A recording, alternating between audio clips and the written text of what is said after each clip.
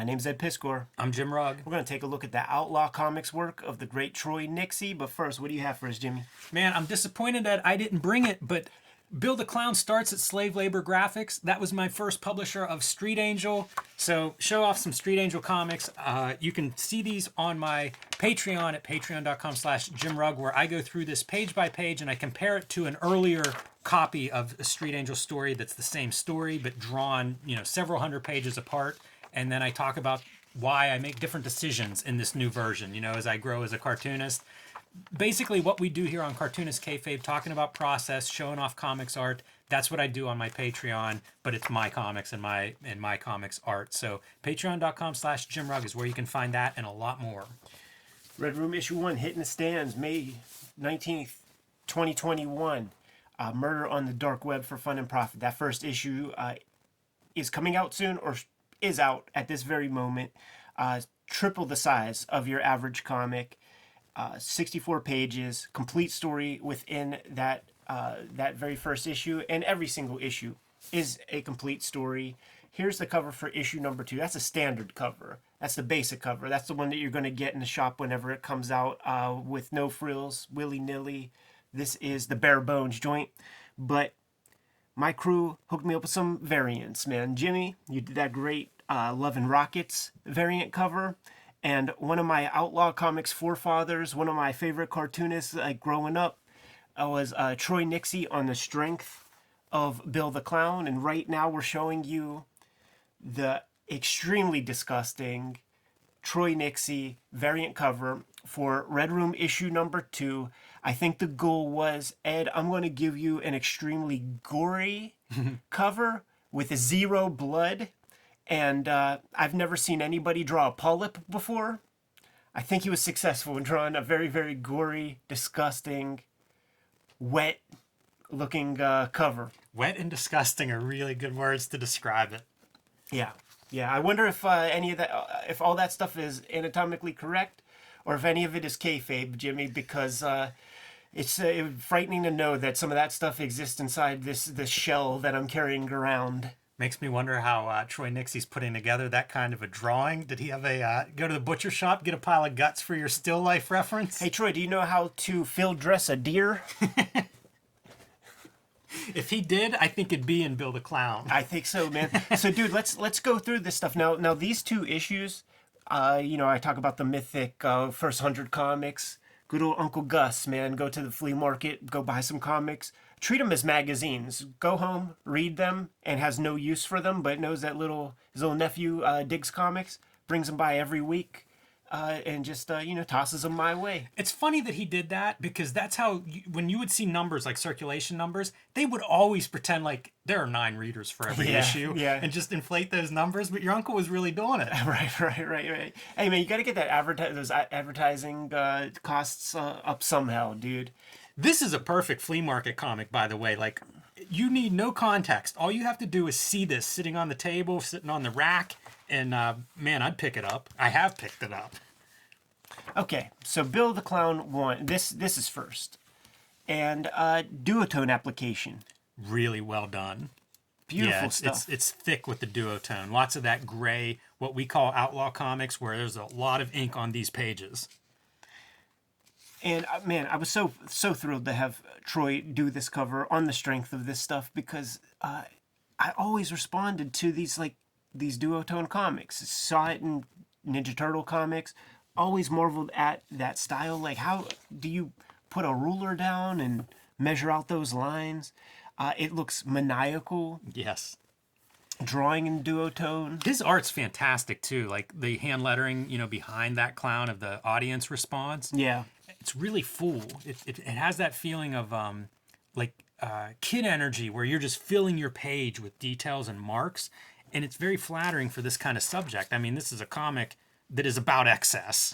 So put those marks on there. Render the hell out of everything. Go overboard. Go too far. Blowing up a comic book store is very funny. That's a motif that's going to repeat a couple of times. Self-loathing cartoonist. He goes in and buys guns, Bill the Clown, and it's the Terminator sequence, of just getting all the guns he can, whatever's available. Just saw Rambo. Yes, Rambo reference. Push a Rambo out of the way. And now he's going on his rampage. That's the map piece that we're seeing. He has snapped. This art. Second generation clown, Bill the Clown. Yes. Okay, man. So he's carrying some baggage. Exactly. Look at that. I love that. That's some of the fun stuff. The clown car is hilarious. Feel the weight of that back tire. It's a good design. You know, teeth on the grill. Big nose sticking out in the front. It fits in with the Joe Vigil stuff, like Dog. You know, it really feels like it was some of these panels of like the cop cars piling up and stuff, the smoke coming off. And some of it's the duo shade paper, and some of it, I think, is really just that maniacal mark making. Right. Do not leave too much white on the page. Exactly. The Stephen Hughes, that early Evil Ernie stuff, has his vibe too. It's almost anxiety inducing. You don't have those whites, you don't have the calm anywhere. Speaking about calm, look at this stuff, Ed. It makes sense that he would end up in a rubber room. That's a great look. Such a good look for that clown. Yeah, man. Early 90s, man. It feels like they could have poached him for an Image comic around that time. You know, it's like the classic tag teams, right? This is a Dan Vado, Troy Nixey production. So when you have 50-50 partners in that way, if Marty Jannetty's being a douche, what do? You got to go become a singles wrestler. Indeed. A lot of lessons to incorporate in comics from wrestling. Yes. Now this is my introduction to Bill the Clown, man. Pick this issue up afterward.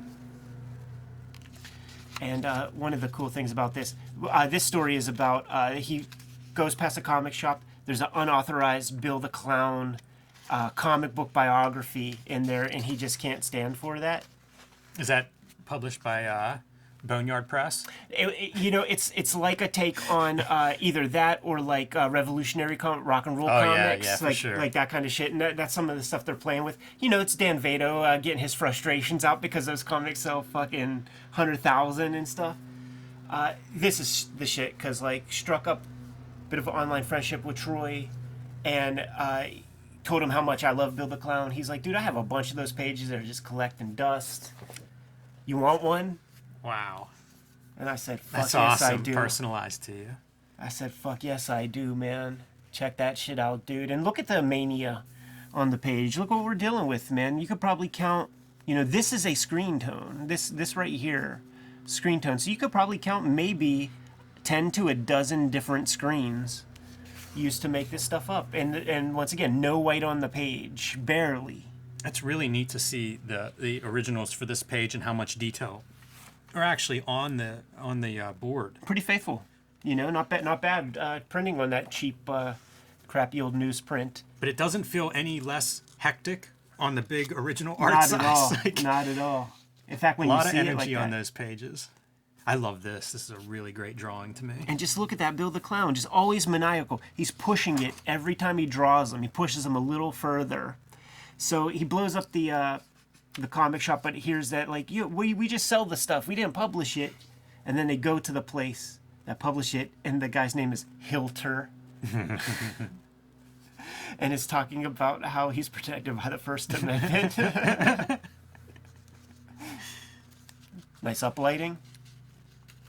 Yeah, maximize that evil look, the demonic look of him.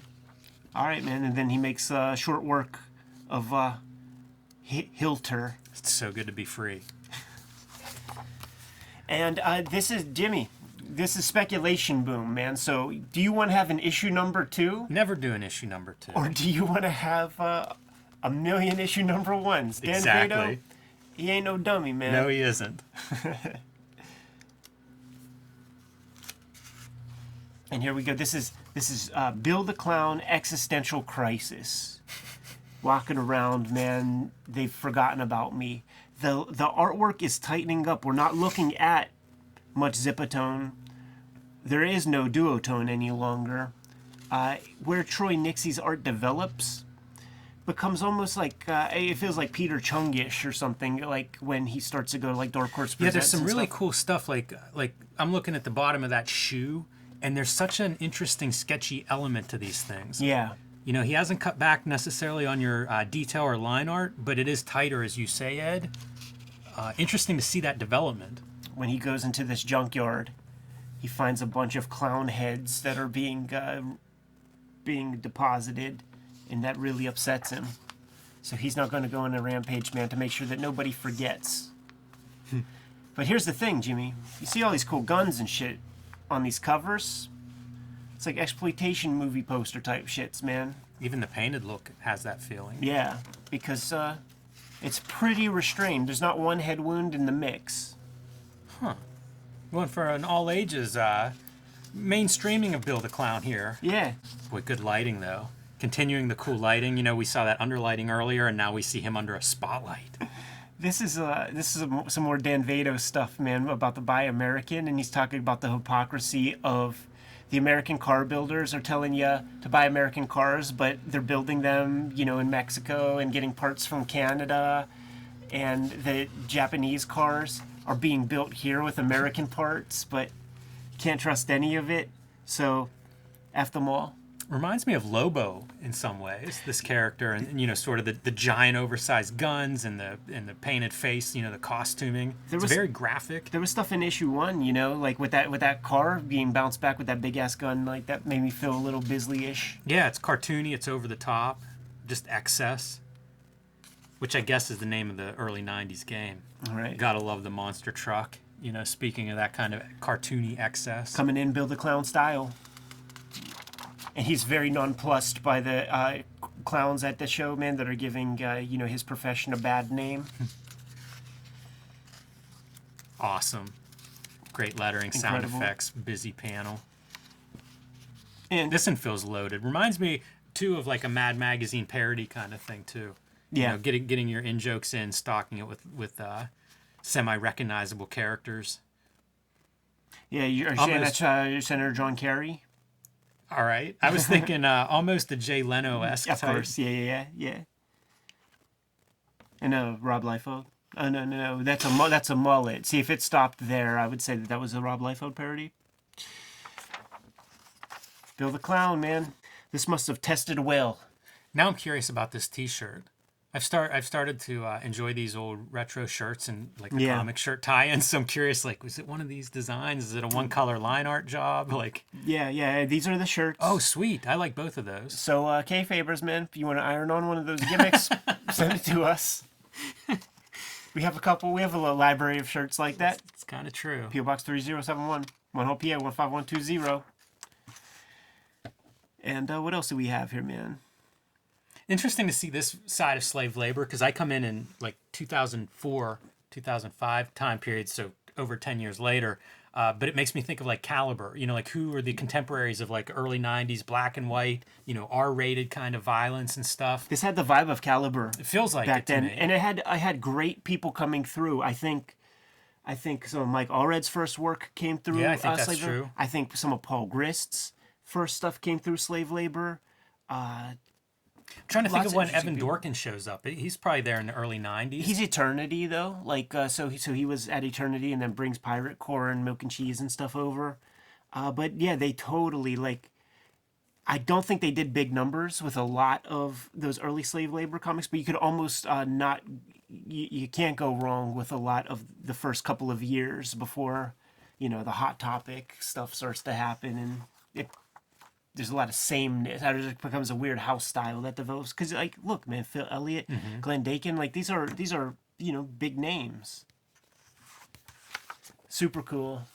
There's some Milk and Cheese, some Evan Dorkin ad. Boom. Had to give that shout out to Troy Nixey. Thank you very much for the variant cover for Red Room issue number 2. And you got to put those orders in right away because we're sending that thing off the press pretty soon, dude. The machine has begun, Jimmy. Yeah, it's going to be a different tone around here now, Ed. I think so, man. I'm good to go if you are, Jimmy. I am. Kayfabers, like, follow, subscribe to the YouTube channel. Hit the bell. We'll notify you when new vids are available. Jimmy, what's out there? Patreon.com/JimRugg is where you can see how I make comics. You can download my out-of-print, hard-to-find mini comics and zines. And you can keep up with everything I have going on at patreon.com/JimRugg. Red Room comics are out in the wild, man. We hit the print button on a couple of them, man, and instantly over 100,000, over 125,000 of these things are out there, man, with more being printed every couple of weeks, baby. So put in your pre-orders, go to the shop, support your local store, get it put on your pull list, or if you don't have a shop close to you, pre-order the stuff through Fantagraphics website. You can hit my link tree in the description below this video if you want to read the comics ahead of time. hit the Patreon, patreon.com/edpiscor. I have all the strips up there. I have over 100 pages of strips up there, I should say. Jimmy, what else we got? Subscribe to the Cartoonist Kayfabe e-newsletter at the links below this video. You can also find Cartoonist Kayfabe t-shirts and merchandise at the links below this video. Now that the machine has run... Oh, Jimmy, what are you working on? Any Kayfabers, I'm trying. Now that the machine is working and chugging along, that means I got to draw a lot of pages in a month, man. 28 pages every 30 days. Got to get back to business, man. Give them one less set of marching orders, Jimmy. We're going to be on our way. Read more comics.